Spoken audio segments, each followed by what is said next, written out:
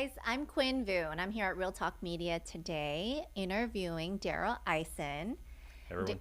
Darel just joined our San Diego home real estate team, and he's also an investor. So today he's going to share some tips that he has for new investors.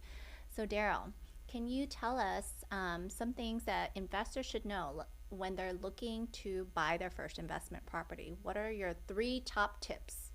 Yeah, so I'd say tip number one is you have to know your market, right? You have to understand and understand who the client is. So if you're trying to rent this long term, if you're trying to do an Airbnb, if you're trying to flip a property, like know who you're selling to, who you're renting to, and understand that market, understand the local laws and things like that. Number 2 would be understand how you're going to disposition the property.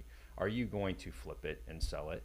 Are you going to rent it long term? Are you going to do a short-term rental? And I recommend having a backup plan of one of the other ones. Like if you're planning to do a short-term rental, does it work to long-term rent it? Or can you handle that lack of income maybe that you might have if there's a downturn in the market or something?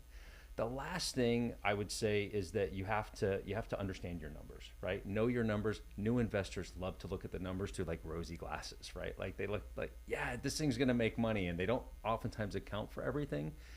Have an experienced realtor that's an investor or a mentor that's an investor review your numbers if you're a new investor, and have them look at it and take their honest feedback on what you see. Okay, no, that's great advice. So your 3 tips are: the first one is to really know your market.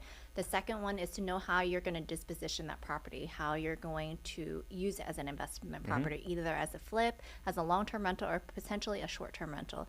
And your third thing was to make sure that you're working with someone who really knows and understands investing, so that way they can help double check your numbers. Absolutely. Okay, well, I think that's great advice for anyone who's looking to invest, and just wants to know how can they get started. So thank you, Darel, for joining us today. Thanks for having me, Quynh. Yeah.